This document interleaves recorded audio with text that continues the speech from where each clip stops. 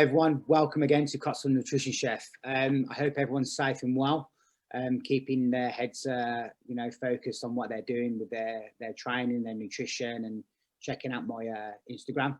I'd just like to invite one of my good friends here, Matt. He's into sort of like S&C. He's done bodybuilding. He helps train people, and obviously talks about nutrition, what's good for that. Hi, Matt. How are you? Very well, thanks, buddy. Thank you for having me. It's always a pleasure. Yep, thanks. So basically, Matt, the reason why I sort of got you onto it, because obviously, I've been doing a couple of interviews now with like different PTs and things like that, and just to give like a wider range of like information. Can you just give us a bit of background on like why you do S&C and sort of how you got into it? Yeah, sure. I was always very active. I was initially in the military. Gained sort of PTR certification when I was in the military, so I was sort of training people then. Did all the usual things, youngsters doing those things. So I was doing a bit of boxing, a bit of judo, things like that. Got into playing rugby, and it became very apparent when I was playing, one of my greatest strengths was my strength. And I sort of became typecast in terms of the positions in that, so sort of a very heavy set position, sort of like prop-based. And I'm one of these characters that when I start doing something, I like to do it well. So I start almost selfishly researching things. So that sort of became my passion. And I'd always had this interest, like most guys have in lifting weights. They don't want to, they want to look decent. They want to have the t-shirt muscles and things like that. And that's how it sort of came about. And then my knowledge developed more and more and more. And I started associating with sort of world powerlifting champions and bodybuilding champions and strongmen. And it's not a massive community in the UK, so you get to know people very quickly. My knowledge base grew and grew from that. And then I started seeing some of the other coaches not really delivering decent information. So I decided to sort of step in and go, you know what, I can help these people. So that's where my sort of ideas came from. Okay. Do you find, like, obviously you've had like, a number of years like doing this and everything that, and you've made sort of quite a very good name for yourself. Do you find the coaches that are doing the same sort of thing as you, is that them lack of knowledge, or do you think they're more interested in like just getting the clients in and just getting the money in and just forget about them? Yeah, I think it's a bit of both. There's a little bit of ego involved in it. I always say within sort of the coaching industry, the only thing I'm certain of is that I don't know everything. And many of them come across, and you'll find they'll put information out there, and if you challenge it or you ask questions about it and ask them to explain it, they can't. And I like to follow Einstein's adage of, if you can't explain a topic simply, you don't know it well enough. So that's the sort of mantra I started taking. And it does annoy me, to be honest, because I've never been a sort of fan of bullies or these kind of things, or con men. And I see people perpetuating these sort of falsehoods to people. And it started bothering me. So I think a lot of it is, yes, it's lack of knowledge and ego, and then yes, it is some people just trying to get people through the door. I mean, that's sort of quite interesting you saying that, like, but do you think there could be something sort of regarding, like, obviously from my point of view, for being a chef, I see these sort of people like doing these foods and things like that, and I'm looking at it, I'm like, I don't actually, I actually know that does not taste right. From your point of view, do you reckon there could be some sort of guidance? Because strength and conditioning, it's all about weights and things like that, and how you move your body. Some people can get seriously hurt with this. Absolutely. There is a organisation in the UK called REPS, which is the the Registered Exercise Professionals. However, you only have to pass a level 3 personal training certification for this. And I owned a gym myself for many, many years, and I had people coming in with this level 3 asking for work. And I'd give them little quizzes on the spot, and the sort of things that they just didn't know. And the reality is, the personal training course is more a case of ticking the boxes. It's like a driving test. And it's, you pass your driving test, and then you really start to learn how to drive, because you have to adapt to the surroundings. And the same is true with that. It's kind of, there's one way to lift. But the thing is, there's not, because everybody's a different shape. So that one way is going to look very different across a broad spectrum of people. And it's about that understanding of applying it to what's, a variation of things, just as you would be doing with food. What works with what. And you'd have that educated look to sort of be able to glance at something and go, that's not going to work. Whereas I can do the same with somebody. If they're coming to squat and they're a certain shape, I'm like, he's going to have trouble because of the shape of his body. And I know what to look out for. Do you find that sort of like a big indication of like the social media side, as you know, you get a lot of pretty guys, pretty girls, and they're doing these weights and these like attired gym wear, and don't get me wrong, they all look good, but I even find, like, even when I've been playing rugby, and I have an understanding of how to train, and having their backs up arch, I know that's incorrect because that's just going to do damage. Do you think there could be something put in place also with that? There could be, and there should be. It's been one of the things I've had a lot of trouble with, and there's a big sort of culture in the fitness industry where people are, if you can't do that, don't do it. Go and do something else instead, as opposed to going, if you can't do that, are you not asking yourself why you can't do that perfectly normal movement and getting your body functional? And what bothers me about the whole thing is it's a quick fix, how to get a six pack, how to get arms or whatever people want, rather than how to live a healthy, sustainable life and be able to move and play with your grandchildren in your old age. Exactly. That's the sort of that's the way I like to look at it. It's longevity, and I have to do that. I'm 40, I'm getting on a bit, but and then with the other, I'm not as young as I used to be, but it's this, when I see them doing this and they're sort of throwing it out there as an authority, it does bother me. And you're right, because some of these guys are sort of, they're 20, 21, they live with their mums, they don't have any responsibilities, they don't have this, everyone. I was 21, I had a great six pack as well walking around, and it's quite easy to do, and then they perhaps have a genetically good shape. I've known guys that have had a fantastic shape and they eat McDonald's 3 times a day, but they'll still have the abs, they still have this, and they could go out there and people buy on the visual inspection as opposed to the knowledge. It's one industry where it really happens. If your PT is not in shape, and I always liken them to sports managers, to Clive Woodward, for example. Not the greatest player, but a very good manager, brought to the Six Nations, the World Cup, the Lions tournament. Alex Ferguson, is he the best footballer? No. And they don't do, you don't go to a shoulder surgeon with the biggest shoulders to have shoulder surgery. You go to the shoulder surgeon who's got the best results for the surgery. That's what you want to do. There's all these, as you all know, never trust a skinny chef and all these kind of little phrases. It's all just nonsense, isn't it? It should be about, if anyone's looking for this something in the fitness world, it should be about what results are being produced, not what the actual person looks like themselves. Yeah. Again, it's very interesting for you, like saying all that. Like for me, when I have clients come to me and say, like, I want to lose weight or do this sort of thing, like, obviously with my nutrition, it's like it's nutrition coaching, so I'm helping them to understand it. Yes. I can't say to them, right, if you've got like kidney failure or anything like that, I can't. That's above my scope. I can't diagnose that. But what I can do is work with the doctor, and that doctor can sort of come to me and say, look, Ross, they need this sort of style of food, high in fibre, low in protein, or vice versa. I know exactly what to cook. Obviously, with the nutrition side, like what's the pros and cons with your S&C training? Because obviously a lot of people think, eat loads of protein, do massive weights and things like that. And like for me, I quite understand that it's not all about doing the massive reps or anything like that. Yeah, it's and especially with the modern diets, because the sort of popular diets at the moment, that the fads are intermittent fasting and keto-based diets, which for those who don't know is very, very limited on carbohydrates, sort of 50 to 100 grams a day. Now, when you combine that with strength and conditioning, people are out trying to do this and look great, but the sort of research behind the whole sort of ketosis basis is that it doesn't provide the energy and the glycogen levels required to actually overstimulate the muscle in a force production fashion. It's fantastic for a marathon runner because it's a very slow burning source of energy, and the research for those has been great. But if you're actually looking to bulk, these guys they have it in their head, they have to look ripped all year round and then get big. And I think a lot of it's perpetuated by what you see in film stars and and bodybuilders and stuff like that. They don't look like that all year round. No. They'll do a photo, even these Instagram models, they'll do a photo shoot and have like 2,000 photos taken. And then they can sit there and get a belly and they'll drip feed them through to social media all year looking in shape. And then people think they're staying in shape all year round. And it's sort of like a false economy of things. And the thing that really bothers me in the strength and conditioning world is the fact that people demonise carbohydrates.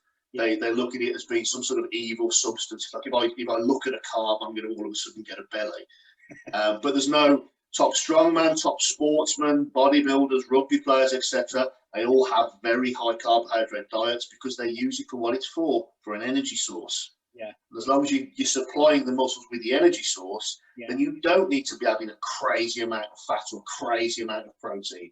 You know, a lot of the time people have these massively high protein diets, and most of it will be getting used as energy because they're not having enough actual energy in their food sources.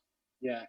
I mean, like, I'm not too sure if you've seen it or not. There was quite an influential PT that obviously lives in Australia that called out a celebrity about ketone sort of diet, and basically that individual was like saying, right, you can't eat carbs on this diet, and then 2 minutes later saying, oh, you're allowed to eat carbs on this diet, and you're like, well, what? Yeah. One thing and the other, you know. And from their point of view, that, I mean, obviously, you know, they sort of took the mick a little bit and things like that. But what their thought process is literally like, she's got, or that individual has a massive platform and a following. You know, that's influencing like young girls or even some young boys. Do you know what I mean? Yeah. Like, you know, with these people with bigger platforms, do you think they have a better responsibility or should have a better responsibility? I think you've exactly nailed it there. I think they're irresponsible, unprofessional, and the way that they do things is, you know, I suppose irresponsible is the best phrase. They're out there, you know, it's no different to the sort of the footballers when they get caught out drinking and cheating and womanizing and things like that. You know, these people are being watched, and it becomes, it's just like psychological confirmation bias when they're out there with this. It's like some person says protein shakes, for example, they were invented, you know, the era of pumping iron got released. All of a sudden bodybuilding became in the public eye.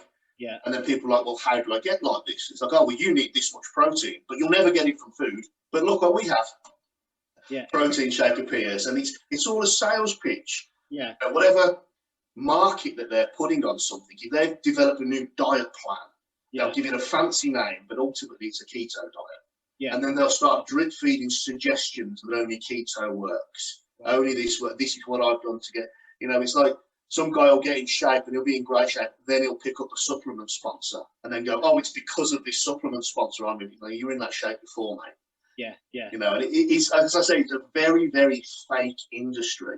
And that's where people like me, I'm trying to step in and be a bit of a maverick and call it out and go, no, that's nonsense. You don't need to do that, because fitness and health shouldn't be expensive. It shouldn't be difficult. It's something we can all have. And it's for the betterment of everybody. You know, this whole pandemic would be a better situation if people were healthier. So why people are, you know, using it for their own means, I find it a bit distasteful, to be honest. I mean, like, and that's the things, like, you know, I get, like, again, going back to like me being a chef, like when people put these foods out and, you know, I'm saying to myself, like, what are you doing? Like, do you know what I mean? Like, first of all, it's like your training, isn't it? Like, and people see with their eyes first, don't they? Like, it's the same lots with food. Like, people think, oh, that looks nice, and then start thinking, well, actually, that probably does taste nice. Do you know what I mean? You start following them sort of things, and that. But the thing I get frustrated about is, you know, you've got these people putting all these sort of styles of foods, becoming them chefs, and they do these sort of quick sort of 1 month chefing course, and then all of a sudden they're a private chef, and you're like, hang on, you can't even chop an onion right first. Do you know what I mean? That's the thing, and I that is the similar one to sort of being in that. I can see exactly how that would be, and it's like, I can prepare some basic meals at home, but I know I'd never be on your standard of preparing things outside of what I do. You could probably tell me better ways to prepare that as well. And I see it in the gym world. You see people that have got no sort of qualifications, but, you know, even those aren't particularly very high standard. You know, and someone will be coaching somebody in the gym, and his mate's only been going for 6 weeks longer than he has, and all of a sudden he's showing him how to do this, and I'm walking around flinching, going, oh my God, you know, what's happening? And it's just false information out there. And just the one that amuses me in the fitness industry is the Olympic weightlifting course for the British Weightlifting Association. For the sport. They've got a 3-tier system for coaching, and it takes a couple of years to get through all these tiers to coach the 2 lifts, the snatch and the clean and jerk. Okay. Now, CrossFit uses the snatch and the clean and jerk, and you can become a CrossFit instructor in 2 weeks. And apparently you know as much about the clean and jerk as these people that have studied for 2 years and specialise in that. Right. And that's where this danger comes in, and you see people doing things, and it's like doing a plastering course that's a week long, or, you know, becoming an electrician online or something like that. It's like, it doesn't have the practical application. Yeah. And it's great having the theory, but the theory has to be merged with experience as well. Yeah. Like, you can tell me this is what you need to do to prepare X meal or something, but I might not know how to look at how something's cooked in the same way you would, you know, and have that sort of timing and that reaction to it, because I haven't been exposed to it for as long as you have. Yeah. The same with sort of coaching, you know, it takes that time and that passion to actually get that understanding. Yeah. But what's all your opinion? Like, why did he, like, you know, I'm going to call them customers. Why do these customers go to these people? What do you think? I think it's because they're sold a promise. The fitness industry, it works on the same premise as the beauty industry. Now, the beauty industry is one of the biggest on earth. It's worth, you know, more than computer industries. And the reason, and what they effectively sell on, is people's misery. They sell it to people on the fact of, you're not good enough. You're not good enough. You won't look good enough. You're not pretty enough unless you have this makeup. You're not going to be happy. You're not going to get the car. You're not going to have the happy life if you don't have this. Yeah. And that's what these fitness industries do. You know, they push it on people who are feeling bad about themselves, and then make out that this is the secret. This is the thing that the others won't tell you. Yeah. This is the big thing. Give me your money and you'll have everything you want. So they're acting like the genie in the lamp sort of thing. Yeah. And it's what they're not focusing on is actually educating these people about their own body, educating these people about the nutrition. Yeah. Primarily educating people about their own mindset and ability to break habits. It's all great when everything's hunky-dory, but what happens when there's a problem? People derail in their head, and then everything else goes to pot, and they feel even worse. Yeah. Whereas I try and focus on keeping people's head in the right place, and being able to cope with these problems. So when they do have something else affect them, you know, I posted something yesterday, and it was the case: if you can't control the circumstance or situation, control your reaction to the situation. Yeah. And it's about educating people in what is healthy, as opposed to saying you have a quick fix. There's no quick fix to these things. It's a case of you have to make it your lifestyle. Yeah, yeah. No, that's literally brilliant put there, Matt, to be honest. So obviously with, again, going back to obviously your bodybuilding stuff, right? So, I mean, I'm quite intrigued with, like, you know, how these top athletes, these bodybuilders, you know, these world strength men and things like that. Like, you know, I quite like the Netflix I've watched a couple of months ago on Ronnie Coleman. Yes. You know, big sort of squeaky voice, you know, you wouldn't expect that about him. You know, leg squat in a turn and things like that. But, you know, you now look at him on his life story, you know, he's working on crutches. He's had like two hip operations on each side. His back's been operated on and things like that. Do you think that was down to him not being coached right, or do you think he's just sort of gone hell for leather for it? It's a tough one, really. I mean, he said in an interview himself he'd done, I think it was 2 reps with 800 pound on the squat, and he said his biggest regret was that he didn't do 4 reps. Yeah. And that's in the position there, and that will be from somebody who's got the passion for it.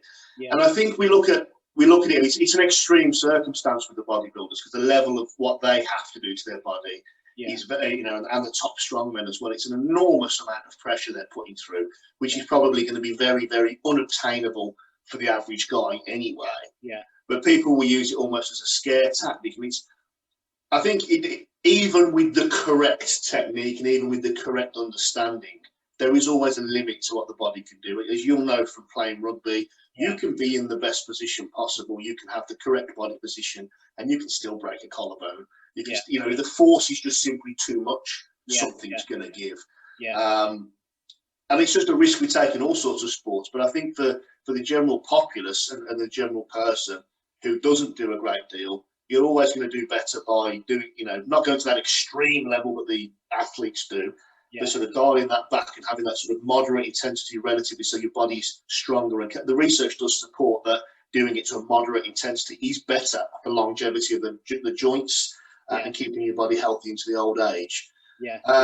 But it is, again, it's all about understanding and correct coaching. Yeah. So I mean, on both topics, it's basically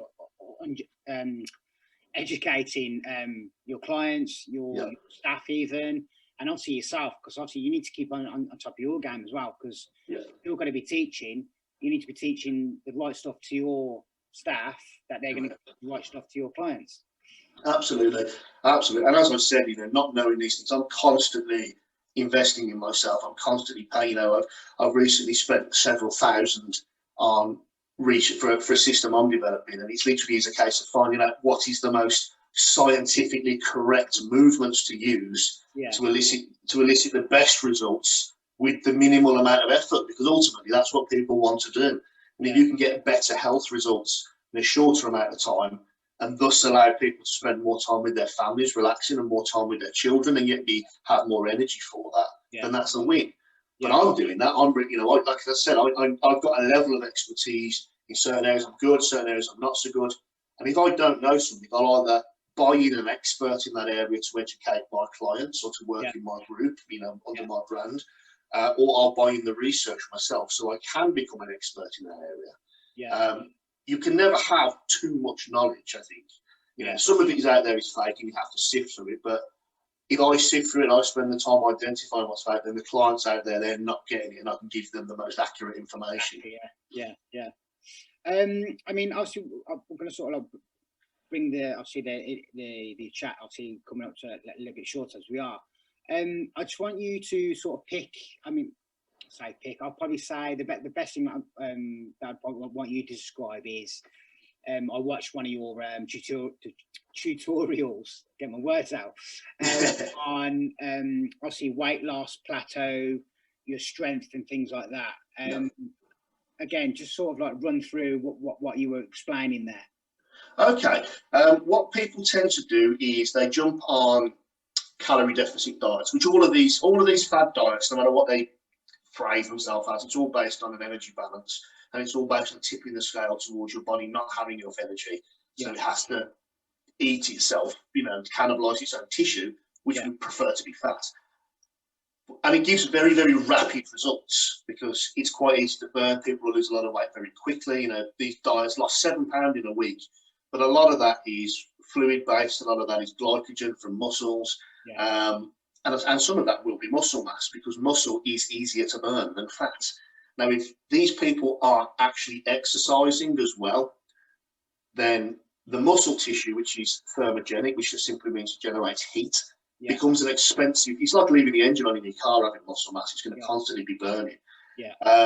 Because of that, the body wants to get rid of it because it's expensive and it's worried. So it'll start cannibalizing that tissue, and then their basal metabolic rate, which is the energy you use just to stay alive, is going to reduce and reduce and reduce. So that 1,000 calorie diet or whatever, all of a sudden is going to start, your energy is going to start coming down, muscle mass is coming down, and all of a sudden you've hit the same. You're like, well, I'm only on 1,000 calories. Why am I not losing any more weight? It's going to drop it even more. And then they start eating back normally again, and all of a sudden they're in a massive surplus, but they're not training, they haven't built that muscle mass back. So all of that gap, instead of being muscle, becomes fat. And they end up being fatter than when they originally started in terms of a body fat percentage. So the simplest thing is, in any of these terms, to put it in the right way, if you eat very, very clean food, as you yourself know, if it sort of walks around on the ground or if it grows in nature, it's probably a better thing to have. Maybe not your neighbour, but go with what's socially acceptable where you are. Probably avoid bats at the moment as well.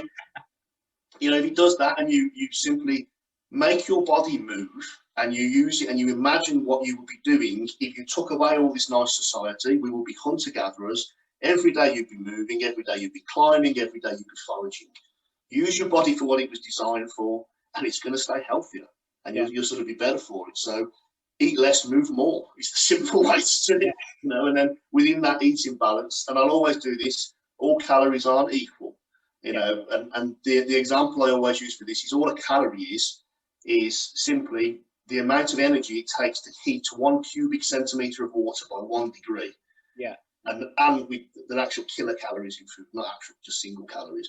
Yeah. But if we were actually looking at that basis and it was just purely based around calories, I say, well, go and eat 1,000 calories worth of uranium and then get back to me on how healthy you feel afterwards. Yeah. You know, it's not about, it is about what you eat within those calories, as you'll know only too well. Yeah. And then if you can make something, you know, yourself can give something that is nutritious, but also flavourable and tasty. Yeah. People want to, you know, we have taste buds for a reason. We learn to enjoy things for a reason, and eating is one of life's pleasures. Yeah. So don't just eat for fuel. You know, you can have good food that tastes fantastic and looks appealing, you know, with experts such as yourself, rather than just bodging together a plate of yellow food from the microwave and just looking at it. That is true. That's true. One thing I just want to sort of like, before we finish up, Matt, is just jump on sort of, I mean, I don't like, it's not sort of like to attack sort of the vegan sort of scene and things like that, but obviously I've been sort of reading a hell of a lot on this sort of vegan trend and, you know, and diets and things like that. And, you know, little parts I've read, like, you know, you've got to eat more protein, like in pulses and grains and things like that, like double the amount, like to sort of compensate what you would eat in sort of meat. Now, obviously, I'm not agreeing with, you know, when these animals are being sort of like mistreated and all that. Yeah. I totally agree on the vegan side of that. But, you know, when people are sort of making, or these companies are making stuff to compensate, to try and make it taste like a steak or a burger, you know, you got to try and sort of think to yourself, like, well, what are they putting in there to make it all hold together? Yeah, it's a curious one, and like you, I have no sort of issue with the sort of moral input that the vegans have. I think it's quite sort of admirable. But from a science standpoint, the problem that we have is to get the complete amino acid chain, you have to have animal produce. Yeah. You know, the most complete amino acid chain in a single form is an egg. Yeah. It's a simple egg. And there's a reason for that, because we're omnivores. We're not vegetarian. We are omnivores. So our systems are designed to be omnivorous. And the issue comes, I think, any diet that is around where you have to supplement to be able to do something is a problem. We could argue in the modern sense that because we can now supplement, it makes it more acceptable, which I do understand. Yeah. But it's it does make me wonder what they're putting in these things, and it does make me also wonder as to why they're doing it. Because to me, you know, a sausage comes from pork. That's what it is. It's, you know, if I want sausages, that's why I want sausage. But if it comes from something, you know, why make something that it's a different form of sausage? I'm like, well, if I want chicken, I'll eat chicken instead. You know, it doesn't need to come in that form. But again, that's probably just my personal preference. And I suppose it allows people to sort of perhaps fit in around a dinner table if you're having bangers and mash or something, you know, sort of classic foods. Yeah. But the stuff that's put in there, I'd be interested to see what was in there. Yeah. And there was also you talking about that very recent publication that came around. There was a film released which Arnold Schwarzenegger was backing and James Cameron produced. I can't remember the name of it now, but it's basically talking about the vegan diet and about how all these athletes have done very well. Game Changers, I believe. Game Changers, yes.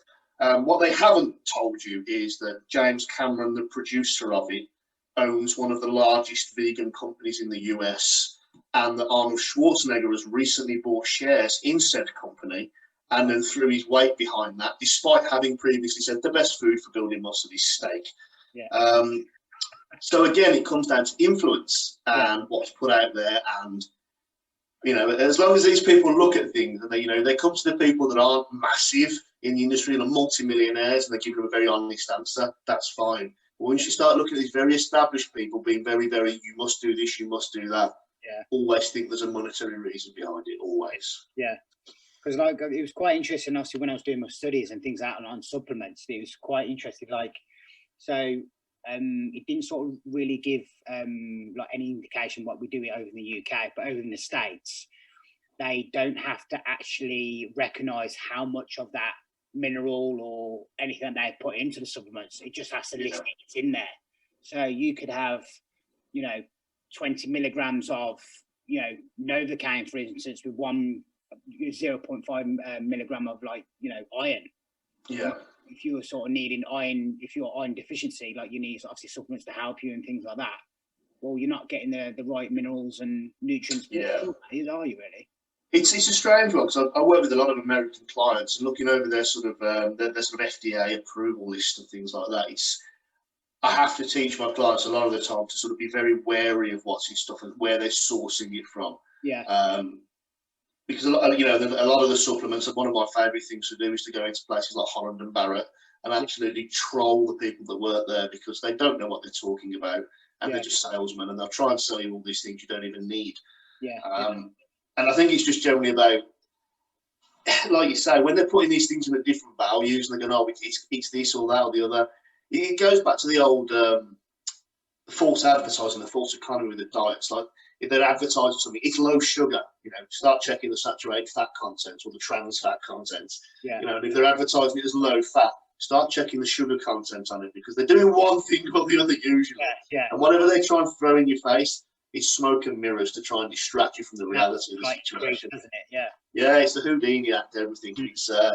It's become a real sort of, as you could probably tell, it's a real sort of bugbear for me. Because I'm just like, I'm sick of the nonsense. It's all very, it's like having politicians working in the fitness industry.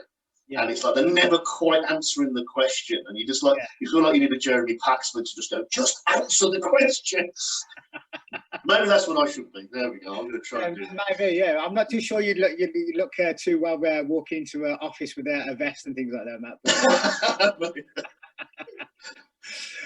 But yeah, I mean, like going back to like, see with the transets and the fats and sort of the carbohydrates, it's if they increase one thing, they've got to decrease the other or call it something else. And that's what I found quite interesting. Like they've dropped the, if I remember this correctly, they've dropped the fiber measurement, and they don't have to actually list that anymore. Okay. You see, that's a problematic one as well, because when people are monitoring their food intake, if they are monitoring it by a sort of macro level, because we don't absorb the fiber and it's all sort of carbohydrate based. If somebody had 70 grams of carbohydrate, but 15 grams of 15 grams would be high, but say 10 grams of fiber or something like that. Then they're only going to be absorbing 60 grams of that carbohydrate. Because you work out your net carbs and your gross carbs based on that fiber content. So once they start removing that, it can make things more problematic for people. I just wish it was more of a case of just be honest, tell them what's in it. And when you start getting, I mean, the Simpsons took the piss out of it before, didn't they? Excuse my French. It was, they turned around and said, Lisa was looking at a can of something. She went, look at these ingredients, monosodium poisonate. And that's the kind of thing we're getting there now. It's just, it's scary, isn't it? And the thing is, for me, natural food. I mean, I will sit there and I cooked myself a leg of lamb the other day, and I just sat there and ate it off the bone. And I thought, this doesn't need anything on it. It's nice as it is. Well, what are you doing? Maybe a bit of garlic or something. I love garlic.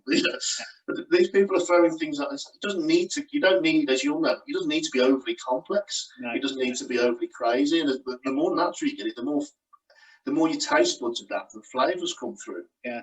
And I think that's sort of like a lot with like vegetarian meals and these things like that. Like, there's so much different chemicals and things going into it. And like, obviously, being like experiencing like fine dining, and when the hip scene was like the potions and the all that sort of thing, the foams, we use these chemicals to create these things.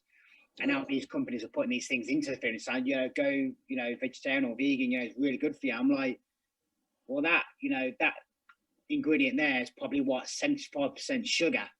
Yeah. You know what I mean? Like, because I also used to use them to making 12s and things like that. So yeah, absolutely. It's a strange one, isn't it? Within the sort of strength world, the one that always amazes me, especially in terms of cost, is whey protein. And people go on about it, and I turn around and I say to them, you do know where that comes from, don't you? And they sit there and they look at me blank, and I'm like, if you not remember the nursery rhyme, Little Miss Muffet, Sam and Tuffet eating her curds and whey. The curds basically form the cheese, and the whey is what sort of comes off it. It's milk protein. That is all it is. It is possibly the cheapest source of protein you can have. And then there's a bag of it with a fancy name on called like Alpha Death Mail with some gorilla and an airplane with missiles on it, £70. You're like, what? Are you serious? I could buy more than that in actual cheese. You know what I mean? It is strange, but it's all marketing. It's all marketing. It's all people want to have. You know, you have to do these crazy things to be healthy. You have to do this crazy thing. The truth of the matter is, you don't. You don't. You just need some basic common sense and an understanding of how these markets work, and you can live a very healthy, happy, long life. Yeah, I mean, like, as well, just sort of last sort of question, really. Like, but these sort of supplements and things like that, and you know, these sort of Instagrams and social media, and these, you know, these people with massive platforms. You know, there's a big thing about, you know, you can't walk down the street and sort of like give someone abuse, because, you know, you'd be arrested for it, wouldn't you, really? Yeah. So why are these people selling these products? Because in one way or the other, you know, like, affects people's mental health, fix their body composition. You know, you know, if I said to you, like, for instance, like, right, Matt, you said to me, I'm going to have a six pack in 3 weeks, and you know, by taking this, but now I feel sick every day. I'm ill. I can't get out of bed. But you know, now it's affecting my mind. You know, it's bad, and they have, you know, they try and protect themselves legally with like little disclaimers in there saying, you know, results may not, you know, be accurate for every person, or this sort of that. Yeah. I think those kind of adverts need to be regulated more. They need to be pushed more in people's faces, going, okay, this is the pros, this is the cons. Yeah. If the reality of something is, if a supplement or something that was developed was that good, it would openly display, there's all the possible side effects and negatives from this. Yeah. These are the benefits. Yeah. Now, you know, risk versus reward in terms of how this is going to be. This is how it is. If your product is that good, it will sell itself. Yeah. You don't need to throw it in people's faces so much. So I'm always very, very wary when anything pops up on the Instagram or pops up on Facebook and throws something in my face. About, so you know, people need to pay their due diligence towards these things, do a little bit of research, and spend a little bit more time. And again, that's the trouble with the internet, because there's paid research. You Google something and they'll have a fake website set up with fake people going, "This was great, this was great, this was great." You can just tell the sort of way that they're wording it and the things that they're doing. The certain buzzwords and keywords, fantastic results. I'm amazed and all this. No, we don't talk like that. That's not how people talk. We'd be like, that was all right now. It worked for me. that's the reality of it, isn't it? It's just sort of watching out for those sort of, I suppose it's like the cheesy used car salesman. But the moment someone's smiling, their teeth are blinking at you, back off. Leave me alone. Yeah, but Matt, I mean, thanks for coming onto my channel and having this conversation. It's been quite interesting, and you know, learning lots from himself, and you know, vice versa. I'd look to maybe like do some more stuff, obviously, yourself, in the future and things like that. Yeah, absolutely. I mean, our sort of worlds collide, don't they? So it sort of works very, very well. So I've very much enjoyed doing it. Thank you very much for having me, and I'll look to do some more with you. Awesome. Thank you much. Thanks very much. Hi, guys. Just want to thank for joining to Custom Nutrition Chef's channel. I hope you enjoyed mine and Matt's conversation regarding S&C training, what the pros and cons are, and also nutrition, things like that, and a few of the fad diets that we were talking about. I hope to see you guys again soon. Take care, and see you again.